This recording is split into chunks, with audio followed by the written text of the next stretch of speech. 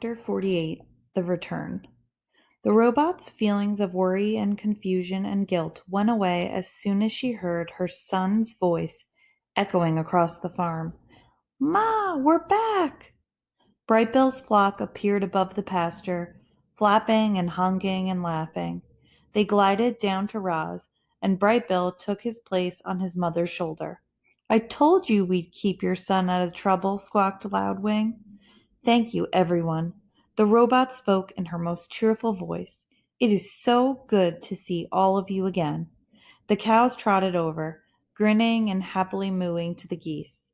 While the herd and the flock caught up with each other, Roz and Brightbill slipped away to speak privately. What's the plan, Ma? Said Brightbill. The plan is simple, said Roz. Tonight, under the cover of darkness, I will run away from this farm, and then you and I will begin our journey home. Chapter 49 The Goodbyes. That evening was full of sad goodbyes. The first goodbye was between the flock and their young leader. The other geese wanted to help Roz and Brightbill get home, but the journey would be dangerous, and Brightbill refused to put his flock at risk. He demanded they return to the island without him. The geese could feel their instincts urging them onward, and they knew Roz and Brightbill would look after each other.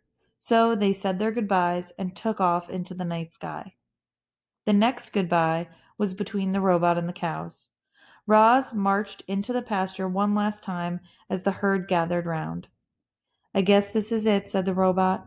Thank you all for being so kind to me. Annabelle sniffled and said, I really hate goodbyes, but I'm glad you're going home where you belong. I just wish there was some way I could be helpful. Actually, there is something you can do. Roz unsnapped a pocket of her tool belt and took out the transmitter. You can hold on to this for me. Hopefully, it will take a few days for Mr. Sharif to realize I am gone. Annabelle smiled as the robot gently tucked the small device under her collar. Lily and the other calves suddenly swarmed around Roz and nuzzled her legs. They all had tears in their eyes. Tess wanted to lighten the mood, but she couldn't think of anything funny to say. The other cows called out to their friend, We'll miss you, Roz. Get home safely. Don't forget about us. Roz waved to the herd. She said a silent goodbye to all the farm machines parked in the shed, to all the farm machines parked in the shed. Then she followed the driveway out to the fields, with Brightbill on her shoulder and the children at her side. The last goodbye was the hardest of all.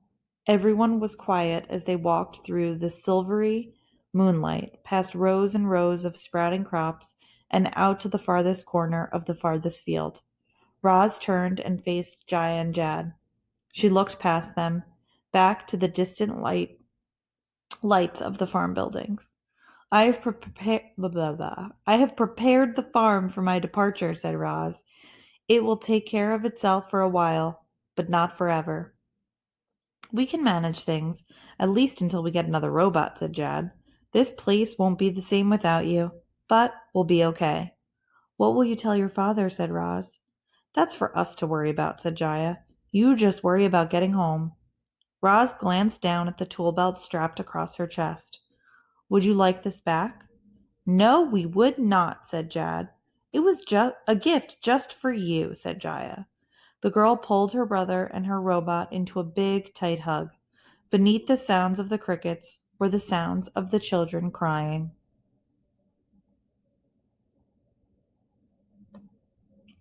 How will we know you've made it home, said Jad. We need to know how your story ends, said Jaya.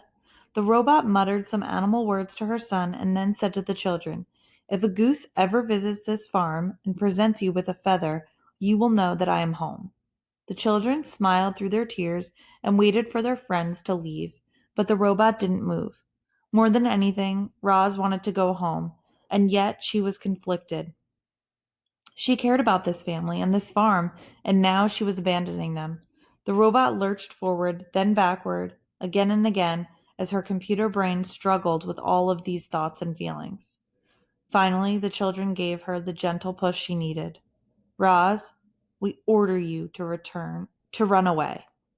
And the robot did as she was told. Chapter 50. The Free Robot.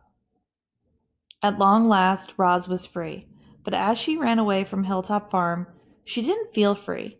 She felt something more like fear. She feared being seen and captured and destroyed. She feared for her son's safety. So Roz camouflaged herself. She avoided the fields and kept to the trees, and with Brightbill as her guide, she carefully crept north through farm country. The wild robot's long journey home had begun.